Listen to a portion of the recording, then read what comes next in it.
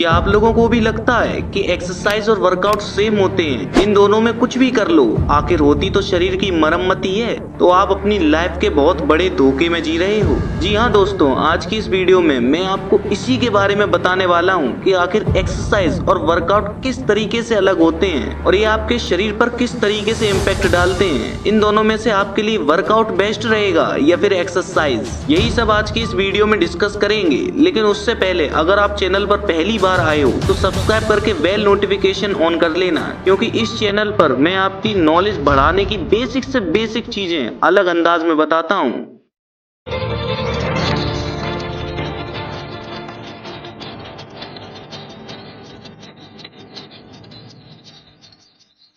तो सबसे पहले हम इन दोनों वर्ड्स का बेसिक डिफरेंस समझते हैं। तो आपकी नॉलेज के लिए बता दूं कि एक्सरसाइज घर पर करी गई ऐसी प्रैक्टिस होती है जिसे हम हिंदी में व्यायाम बोलते हैं।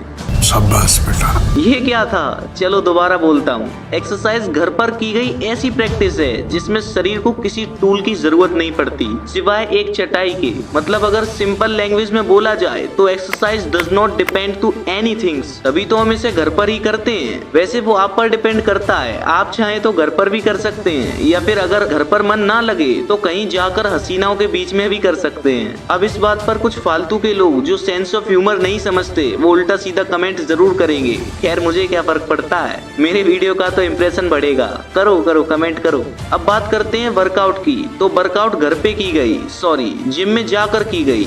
मतलब अरे यही तो खास है, वर्कआउट कहीं पर भी जाकर की गई ऐसी प्रैक्टिस है जिसमें बाहरी टूल्स की जरूरत पड़ती है। एग्जांपल के लिए डंबल्स। और डंबल्स से याद आया, कुछ लोग जो एक्स्ट्रा ऑर्डिनरी होते हैं ना, इन्हें जिम के किसी टूल की जरूरत ही नहीं होती, ये ईंटों से ही डंबलिंग कर लेते हैं। और कुछ लोग तो इनसे भी ज्यादा एक्स्ट्रा ऑर्डिनरी होते हैं, इन लोगों को तो वर्कआउट का फील भी चाहिए होता है, तो ये बोटल्स में सीमेंट भर के खुद के ही डंबल्स बना लेते हैं और बन जाते हैं जीनियस आविष्कर्ता। वैसे कमेंट करके बताना आप में से कितने लोग ऐसा करते हैं। तो अब टॉपिक पर वापस चलते हैं। तो वर्कआउट डिपेंड्स टू टूल। तो अब बात करते हैं इन दोनों के फायदे क्या क्या होते हैं। तो बात करते हैं एक्सरसाइज की। तो इसे करने से बॉडी के जॉइंट्स खुलने लगते हैं जिससे बॉडी में ब्लड का सर्कुलेट होना फास्ट और आसान हो जाता है। और अगर ब्लड अच्छे से सर्कुलेट होगा तो आप में जोश, स्पीड और ताजगी आएगी और इसकी वजह से बहुत सी बीमारियां जैसे शुगर होने के चांसेस काफी कम हो जाएंगे। हाल ही में ओझा सर ने बताया कि अगर तुम शुगर में भी कुछ मीठा खाते हो